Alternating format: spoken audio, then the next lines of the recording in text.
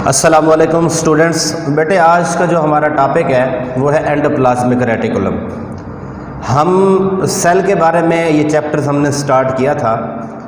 हमने previous lectures के अंदर प्लाज्मा मेम्ब्रेन और उससे पहले हमने जनरल स्ट्रक्चर, जो सेल की जनरल स्ट्रक्चर थी, उसको भी हमने डिस्कस किया था। तो उसके अंदर हमने 3 मेजर कंपोनेंट पढ़े थे सेल के, कि एक प्लाज्मा मेम्ब्रेन होती है, फिर दरमियान में न्यूक्लियस मौजूद होता है, फिर न्यूक्लियस के इर्द गिर्द फ्लूइड पोर्शन होता है जिसको हम साइटोप्लाज्म कहते हैं। तो साइटोप्लाज्म के अंदर हमने पढ़ा था, उसके इंपॉर्टेंट फंक्शंस भी डिस्कस किए थे कि साइटोप्लाज्म के अंदर बहुत से सेल के छोटी छोटी साख्तें मौजूद होती हैं। Subcellular structures within the cell that perform a specific structure, उसको बेटे हम कहते हैं ऑर्गेनेली ऑफ द सेल या little organs of the cell.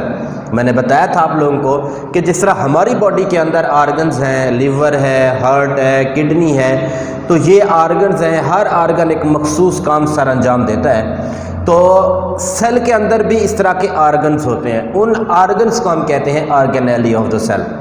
फिर उसमें राइबोसोम्स आ जाते हैं, एंडोप्लाज्मिक रेटिकुलम आ जाता है, गोल्जी बॉडीज़ आ जाती हैं, माइटोकॉन्ड्रिया है, लाइसोसोम है। तो ये सारे छोटी छोटी स्ट्रक्चर्स हैं सेल के अंदर। तो वही ऑर्गेनेलीज हम बेटे डिस्कस करने जा रहे हैं। आज जो हमारा पहला ऑर्गेनेली है वो है एंडोप्लाज्मिक रेटिकुलम।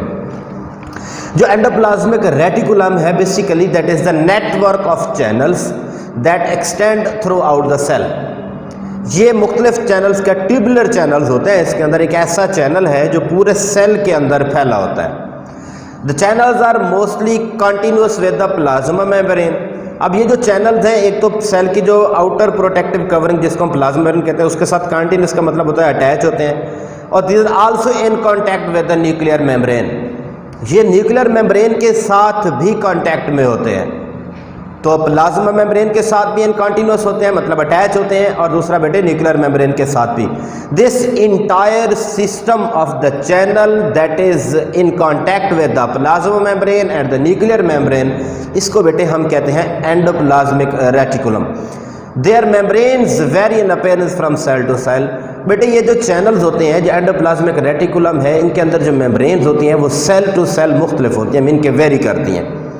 अब जो मटेरियल एंडोप्लाज्मिक रेटिकुलम के अंदर है, एंडोप्लाज्मिक रेटिकुलम का मतलब इन चैनल्स के अंदर जो मटेरियल है, उस मटेरियल को हम सेपरेट करते हैं जो साइटोप्लाज्म के अंदर होता है by a special tubular membranes. These tubular membranes are called as cisternae.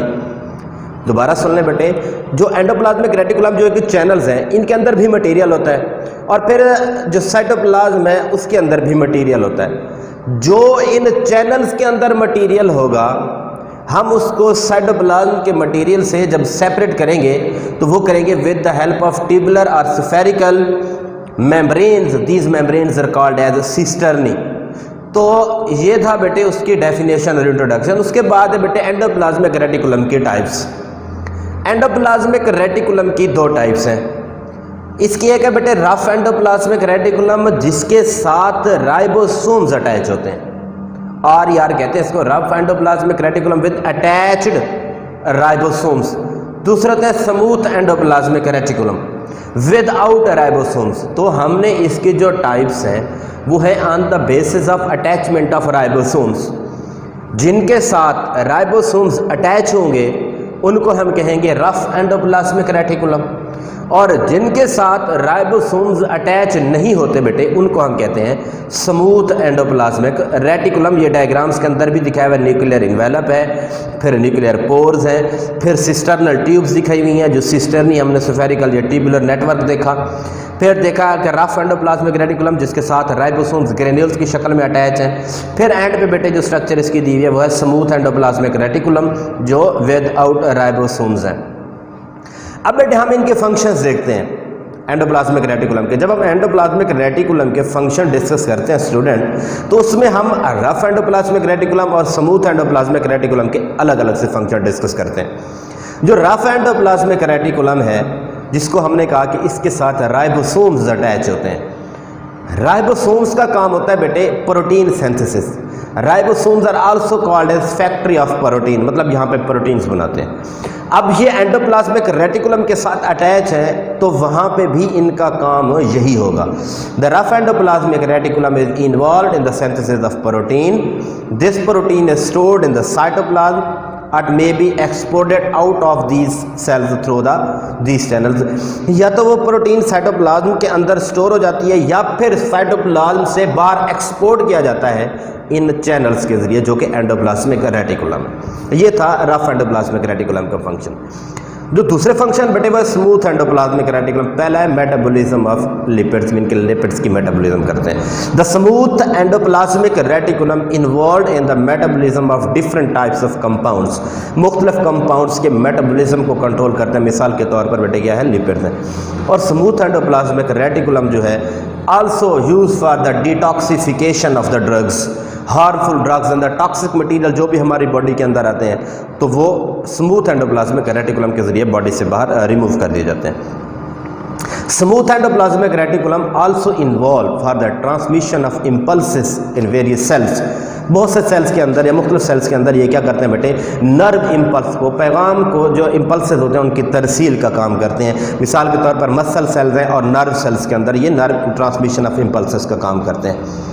उसके बाद बेटे smooth endoplasmic reticulum transport of materials में भी अपना रोल प्ले करती है। और उसके बाद mechanical support, provide mechanical support to the cell so the shape of the cell is maintain. तो मैकेनिकल सपोर्ट ये भी बेटे उसका लास्ट फंक्शन था। ये था बेटे एंडोप्लाज्मिक रेटिकुलम। हमने कहा कि सेल के अंदर, पूरे सेल के अंदर एक चैनल्स फैले होते हैं, उन चैनल्स को हम कहते हैं एंडोप्लाज्मिक रेटिकुलम। और ये जो चैनल्स होते हैं बेटे ये प्लाज्मा मेम्ब्रेन और न्यूक्लियर मेम्ब्रेन के साथ इन कॉन्टैक्ट होते हैं, मतलब अटैच्ड होते हैं। फिर हमने कहा कि जो साइटोप्लाज्म के अंदर मटेरियल होता है और जो एंडोप्लाज्मिक रेटिकुलम के अंदर होता है, हम इन दोनों मटेरियल्स को अलग करते हैं with the help of tubular और स्फेरिकल मेम्ब्रेन्स। उन मेम्ब्रेन्स को हमने नाम दिया सिस्टर्नी का। फिर है बेटे इसकी दो टाइप्स होती हैं, एक होती है रफ एंडोप्लाज्मिक रेटिकुलम और दूसरी होती है smooth endoplasmic reticulum. Rough endoplasmic reticulum ऐसी रेटिकुलम है जिनके अंदर राइबोसोम्स अटैच होते हैं और स्मूथ जो है विदाउट राइबोसोम्स होते हैं। अब बेटे जिनके साथ राइबोसोम्स अटैच होते हैं वो endoplasmic reticulum help in the synthesis of protein. फिर जो स्मूथ एंडोप्लाज्मिक रेटिकुलम है उसके मुख्तलिफ फंक्शंस हैं, वो है मेटाबॉलिज्म ऑफ द लिपिड्स, उसके बाद है detoxification of harmful drugs and toxic material. उसके बाद बेटे smooth endoplasmic reticulum also involve for the transmission of impulses, transmission of impulses के बाद transport of materials and provide also mechanical support to the cell. ये था endoplasmic reticulum के बारे में। फिर हमने बेटे इसके अंदर एक राइबोसोम्स का लफ्ज़ डिस्कस किया, तो हम राइबोसोम्स एक और ऑर्गेनेली है जो सेल के अंदर मौजूद होता है। The cell contain many teeny granules like structure that is called as ribosome। Cell के अंदर छोटी छोटी दानेदार साख्तें मौजूद होती हैं, उन टीनी ग्रेन्यूल या दानेदार साख्तों को बेटे हम कहते हैं राइबोसोम। ये एक साइंसदान था पैलेड, उसने सबसे पहले 1955 के अंदर इसको स्टडी किया था। Pallid with the first person who study them in 1955। 1955 के अंदर पैलेड ने सबसे पहले राइबोसोम्स को डिस्कवर किया था। अगर हम देखें इसकी केमिकल कंपोजिशन राइबोसोम्स की, तो राइबोसोम जो है बेटे केमिकली दो चीज़ों से बने होते हैं। अब दो चीज़ें जब मैं कहूँगा तो उसके अंदर दोनों की इक्वल अमाउंट होती है। एक होता है इसके अंदर आरएनए और दूसरा होता है बेटे इसके अंदर राइबोसोम्स। इसीलिए हम इसको कहते हैं न्यूक्लियो प्रोटीन पार्टिकल जो है। तो chemically ribosomes are composed of equal amount of RNA and ribosomes, इसलिए हम इसको कहते हैं राइबो न्यूक्लिक प्रोटीन पार्टिकल्स। जो आरएनए बेटे राइबोसोम्स के अंदर होता है उसको हम कहते हैं राइबोसोमल आरएनए। क्या कहते हैं उसको हम? Ribosomal RNA. तो शॉर्ट क्वेश्चन बनता है कि why ribosomes are called ribo nucleic protein sensitive particles, क्योंकि बेटे इनके अंदर इक्वल अमाउंट होती है आरएनए की और राइबोसोम्स की। अच्छा, ये जो पाए जाते हैं दो हालतों में, एक होते हैं फ्री फॉर्म के अंदर, दूसरे होते हैं अटैच्ड फॉर्म के अंदर। अगर वो फ्री फॉर्म के अंदर होंगे तो फ्रीली डिस्पर्स्ड होंगे साइटोप्लाज्म के अंदर, क्योंकि साइटोप्लाज्म लिक्विड पोर्शन है, वहाँ पे ऑर्गेनेल्स मौजूद होते हैं। तो या तो फ्री फॉर्म में अगर होंगे बेटे तो वो डिस्पर्स्ड होंगे साइटोप्लाज्म के अंदर, अगर अटैच्ड फॉर्म के अंदर होंगे तो अभी हमने एंडोप्लाज्मिक रेटिकुलम को डिस्कस किया, तो attached with the endoplasmic reticulum, जिसको हमने नाम दिया रफ एंडोप्लाज्मिक रेटिकुलम का। Freely dispersed in the form of in the cytoplasm or attached with the rough endoplasmic reticulum as a tiny granule, छोटे छोटे दानों की तरह। उसके बाद बेटे जो सब यूनिट्स हैं, दो सब यूनिट्स होते हैं, एक होता है लार्जर सब यूनिट और दूसरा होता है smaller subunit. The ribosomes of the eukaryotic cells consist of two subunits. Larger जो होता है वो 60S होता है और जो स्मॉलेस्ट होता है बेटे वो होता है 40S। अब इन दोनों की जब आपस में अटैचमेंट होती है तो ये मैग्नीशियम आयन कंट्रोल करता है। Attachment of both subunits of the ribosomes are attached with the help of magnesium ion। Magnesium ion यहाँ पे फिर हमने एक 60S और 40S, जो S है इसको हम कहते हैं सेवेडबर्ग यूनिट। जो सेवेडबर्ग यूनिट है बेटे, it is are rate of sediment formation during the ultracentrifugation. जब अल्ट्रा सेंट्रीफ्यूगेशन हो रही होती है तो हम देखते हैं कि वहाँ पे जो लेयर्स, जो सेडिमेंट्स बन रहे हैं वो किस रेट के साथ बन रहे हैं। एस बेसिकली उस सेवेडबर्ग यूनिट को रिप्रेजेंट करता है, that is the rate of sediment formation during the ultracentrifugation. These two subunits are attached with each other to form ATS। बेटे जब ये अटैच होते हैं तो अब अगर अटैच होंगे तो 60 और 40 100 बनता है, लेकिन ये ओवरलैप करते हैं। अब जो 60 है उसके ऊपर जो स्मॉलर सब यूनिट अटैच होगा वो 40% होगा तो वो 100 हो जाएगा। अगर वो 20% होगा तो जितना ओवरलैप करेगा उतना ही हम उसको काउंट करेंगे, तो वो 20% ऑलमोस्ट ओवरलैप करता है। तो जो सब स्मॉलर और लार्जर सब यूनिट बेटे आपस में अटैच होंगे तो एक ATS राइबोसोमल यूनिट बनेगा। अब this attachment is controlled by the magnesium ion. Ribosomes are attached to the messenger RNA through the smaller ribosomal subunit. जो राइबोसोम जब अटैच होते हैं तो वो छोटे राइबोसोमल सब यूनिट से अटैच होते हैं। A group of ribosomes that is attach to the messenger RNA known as polysome. Ribosomes का ऐसा ग्रुप जो मैसेंजर आरएनए के साथ अटैच होता है उसको हम कहते हैं पॉलीसोम। उसके बाद है formation of ribosome. Ribosomes are synthesised in the nucleolus of nucleus. The nucleoli are the factory of the ribosome. The ribosome passes through the nuclear pores in the nuclear membrane and enter the cytoplasm. ये क्या करते हैं बेटे, nucleolus cell के अंदर एक structure होती है, हम न्यूक्लियस को पढ़ेंगे।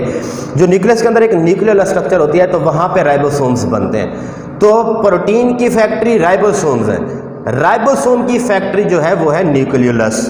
न्यूक्लियोलस के बाद बनने के बाद वो न्यूक्लियर पोर के जरिए साइटोप्लाज्म में आ जाते हैं। ये बेटे ribosomes are the factories of the protein synthesis. ये जो है फंक्शन में पॉलीसोम्स की डायग्राम दिखाई हुई है यहाँ पे कि इनकमिंग राइबोसोमल सब यूनिट्स अटैच हो रहे हैं, जो स्ट्रैंड है आरएनए का, फिर उसके साथ पॉलीपेप्टाइड चेन ग्रो कर रही है, ग्रो करने के बाद वो कंप्लीट हो गई हैं। तो अटैच एक 3 एंड है और दूसरा 5 एंड है। तो strand of start of the messenger RNA एक साइड से एंड होगा। तो ये था बेटे राइबोसोम्स के बारे में। हमने कहा कि 1955 के अंदर एक साइंटिस्ट था पैलेट, उसने सेल के अंदर देखा कि छोटे छोटे ग्रेन्यूल्स लाइक स्ट्रक्चर्स मौजूद हैं, उनको उसने नाम दे दिया राइबोसोम्स का। अब फिर जो राइबोसोम्स हैं इनकी अगर हम केमिकल कंपोजिशन को देखें तो एक तो आरएनए और दूसरा राइबोसोम्स से बने होते हैं। इक्वल अमाउंट होती है राइबोसोमल आरएनए की, इसलिए हम इसको राइबोन्यूक्लियर पार्टिकल कहते हैं। अब बेटे जिसके अंदर आरएनए होता है वो होता है राइबोसोमल आरएनए। फिर इसकी दो ये जो इनकी अकरेंस होती है, जो पाए जाते हैं, या तो फ्री फॉर्म के अंदर होंगे या फिर किसी के साथ अटैच फॉर्म होंगे। अगर होंगे अटैच फॉर्म में तो वो होगा रफ एंडोप्लाज्मिक रेटिकुलम, अगर होंगे फ्री फॉर्म में तो वो साइटोप्लाज्म के अंदर डिस्पर्स्ड होंगे ऐसे। तो फिर उसके बाद बेटे हमने देखा कि इसके दो सब यूनिट्स होते हैं। अगर हम एक यूकैरियोटिक सेल्स को देखें जिसके अंदर वेल डिफाइंड न्यूक्लियस मौजूद होता है, जिसके अंदर प्लांट्स और एनिमल्स आते हैं, तो उनके अंदर जो राइबोसोम्स होते हैं उसके दो सब यूनिट्स होते हैं। एक होता है लार्जर सब यूनिट और दूसरा होता है स्मॉलर सब यूनिट। जो लार्जर होता है वो 60S होता है, जो स्मॉलर होता है वो होता है 40S। अब ये दोनों जब आपस में अटैच होते हैं तो ये ATS राइबोसोमल यूनिट बनता है। ये जो अटैचमेंट होती है इसको कंट्रोल कर रहा होता है बेटे मैग्नीशियम आयन। फिर बेटे जो ग्रुप ऑफ राइबोसोम्स हैं वो जब मैसेंजर आरएनए के साथ अटैच होंगे तो उसको हम कहते हैं पॉलीसोम। बहुत इंपॉर्टेंट शॉर्ट क्वेश्चन है कि व्हाट इज पॉलीसोम। तो इसके आगे जो डायग्राम दी हुई बेटे वो डायग्राम भी आपने ज़रूर बनानी है कि एक को 5 एंड दूसरे को 3 एंड, एक स्टार्ट एंड होगा, दूसरा जो होगा वो एंड पॉइंट होगा। तो उसके साथ स्मॉलर सब यूनिट्स अटैच होता जाएंगे मैसेंजर आरएनए के साथ। इस तरह एक प्रोटीन जो पॉलीपेप्टाइड चेन बनती बढ़ती जाएंगी ग्रोइंग पॉलीपेप्टाइड चेन, फिर उसके बाद कंप्लीट पॉलीपेप्टाइड चेन बन जाएगी। ये था बेटे हमारा आज का टॉपिक। इसमें जो इंपॉर्टेंट क्वेश्चंस पूछे जा सकते हैं वो ये है कि एक तो पॉलीसोम्स का मैंने आपको बताया कि पॉलीसोम्स क्या होते हैं, शॉर्ट क्वेश्चन इंपॉर्टेंट। फिर एंडोप्लाज्मिक रेटिकुलम के अंदर एमसीक्यूज पूछते हैं कि वो कौन सा ऑर्गेनेली है जो न्यूक्लियर मेम्ब्रेन के साथ अटैच होता है, तो वो एंडोप्लाज्मिक रेटिकुलम है। फिर इसमें पूछते हैं कि a list the various function of the smooth endoplasmic reticulum, जिसमें मैंने आपको बताया कि lipid metabolism, detoxification of harmful drugs, transmission of impulses, transport of material और मैकेनिकल सपोर्ट। तो ये स्मूथ एंडोप्लाज्मिक रेटिकुलम के फंक्शंस हैं। इसमें पूछा कि सिस्टर्नी क्या होती है बेटे, जो हमने स्फेरिकल या ट्यूबुलर सिस्टम होता है एंडोप्लाज्मिक रेटिकुलम का, उसको हम कहते हैं। तो ये था बेटे हमारा आज का टॉपिक। नेक्स्ट लेक्चर तक के लिए इजाज़त दीजिए। अल्लाह हाफ़िज़।